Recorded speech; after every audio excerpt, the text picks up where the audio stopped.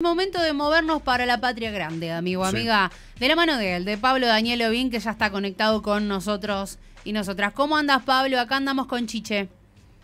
¿Qué tal, Chiche? ¿Qué tal, Cami? ¿Cómo están? Muy bien, acá estamos. Bien, bien. Como siempre, muchísimas gracias por los minutitos, Pablo.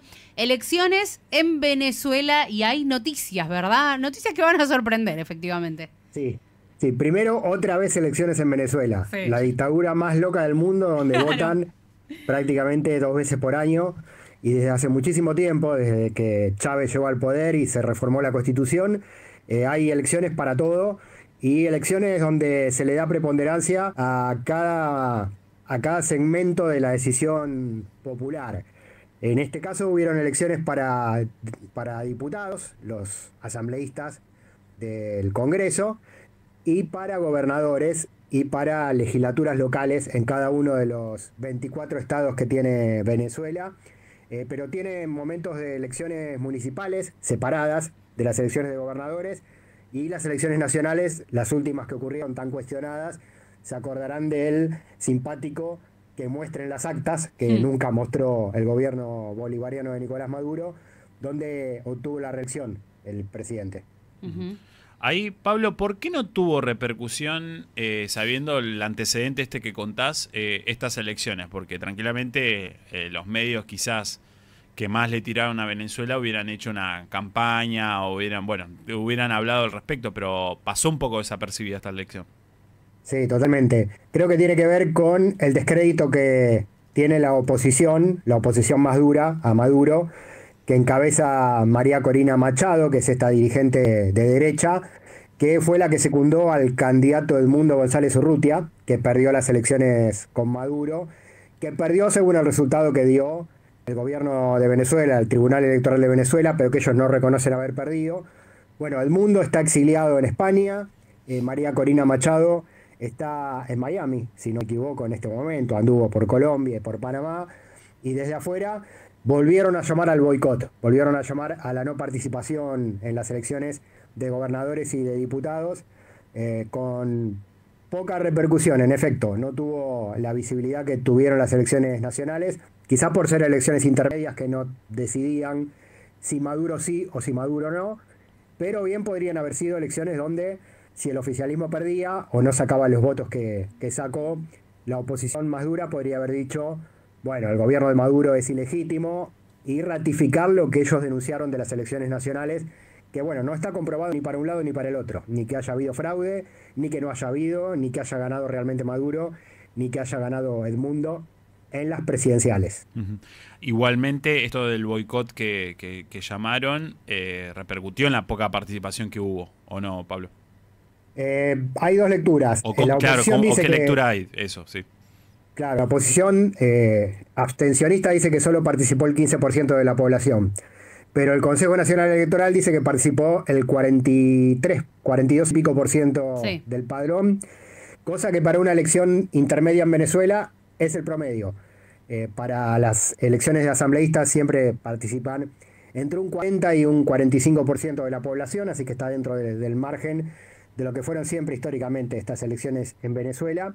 La cosa es si le creemos o no le creemos, o si se le cree o no se le cree al Consejo Nacional Electoral, que venía tan desprestigiado. En el resultado oficial ganó Maduro, ganó el Partido Socialista Unido de Venezuela, Sí. con en total el 82%, 82.70% de los votos. Sí, contundente.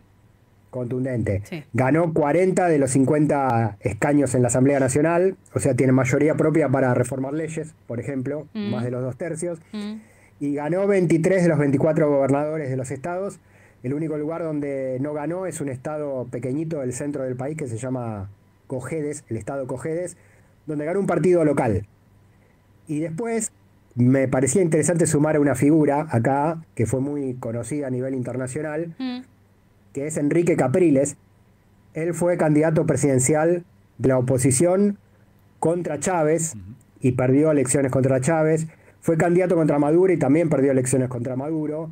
Después estuvo proscripto o estuvo inhabilitado para participar, y ahora volvió y fue candidato a diputado por un partido de la oposición y entró como diputado. Capriles, que en los 2000 fue la gran figura opositora, y ahora está un poco apagado.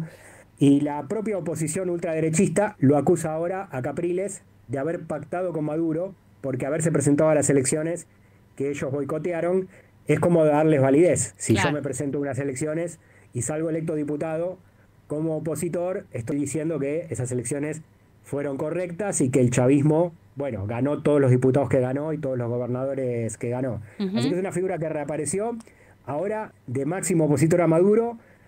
Parecieron o lo acusan de haberse aliado o pactado con Maduro.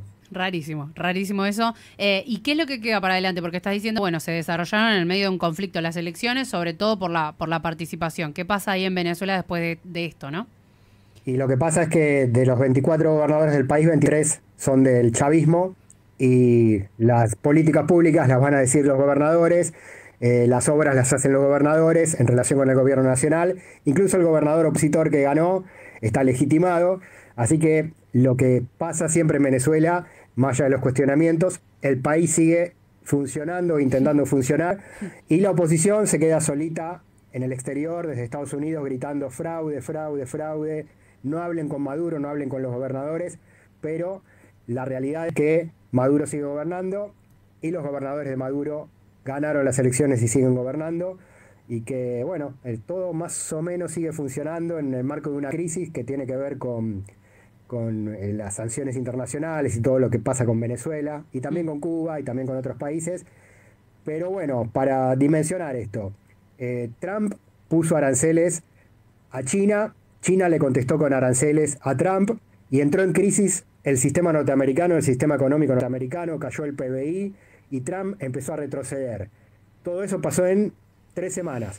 Imagínense 15 años de bloqueo económico contra un país como Venezuela, cómo impacta en su economía. Sí, total. Igualmente, Venezuela, con todos sus defectos y con todas las críticas que se le puedan hacer al sistema, sigue funcionando y tiene 23 gobernadores electos por el chavismo, una vez más allá de lo que diga la oposición negacionista.